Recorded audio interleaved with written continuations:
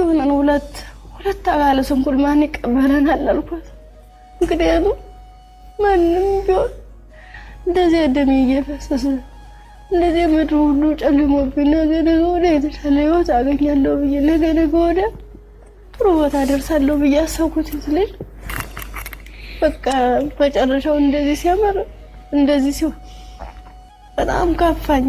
መቼ ነው የሴት ልጅ ጥቃት የሚቆም? መቼ ነው ምዬ በገዛ ሀገሯ ኢትዮጵያ ላይ በሰላም ወጣ በሰላም መግባት የምትችለው? እኮ መቼ ነው እቺ ሀገር እናት ሚስት እህት ተብላ በምድር ላይ እንቁ ሆና የተገኘች ፍጥረት በደስታ መኖር የምትጀምረው መቼ ነው? ህጉ ስለዚህ ነፍስ መቼ ነው መስራት የሚጀምረው?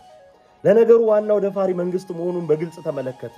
የዚህችን ሴት በዚህ ደረጃ መቅረብ በጣም አበረታቶና እንደ ሰንደቅ ዓላማ አውለብልቦ ከማህበረሰቡ ነቅሎ ለማውጣት በቃኝ እንዲል ማህበረሰቡ መስራት ሲቻል፣ ነገር ግን የእንጀራ ልጆቹ ድርጊት እንዳይጋለጥበት የዚህችን ሴት መጠይቅ ከሚዲያ ላይ ተንደርድሮ አስወረደ።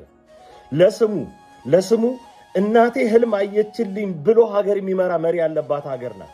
ነገር ግን ለሴት ልጅ ግድም አይሰጠው። ሴት ልጅ ተደፈረች፣ ህፃናት ከክብር አነሱ ሲባል ደፋሪዎች የሚሰጣቸው ፍርድ 10 ዓመት 12 ዓመት፣ የኮሪደር ልማት ውሃ ማጠጫ ጎማ የሰረቀ 8 ዓመት 6 ዓመት ሲፈረድበት አየ። ከዚህ በላይ ፍርደ ገምድልነት የለም። ከዚህ በላይ ለሰዎች መብት መረገጥ ምክንያት ልናገኝለት አንችልም። እንደ ማህበረሰብ ግን ይህን ነገር በቃኝ የምንልበት በቂ ምክንያት አለ። የሚታገሉልን ሴት ልጅን ካላከበሩ ለማን ነው የሚሰሩት? ለአጋንንት። ሁላችን ራሳችንን ቆመን እንጠይቅ። የዚህ ሴት እንዲህ መሆን የሌሎቹን ደግሞ ተጨማሪ ነገር የሚያሳየን ነውና ጩኸታችን በለቅሶና በእንባ መፍሰስ የታጀበ መሆን አለበት እንጂ በመርሳት ላይ የተመሰረተ መሆን መቻል የለበትም። ፍትህ፣ የህግ መከበር ለሴት ልጅ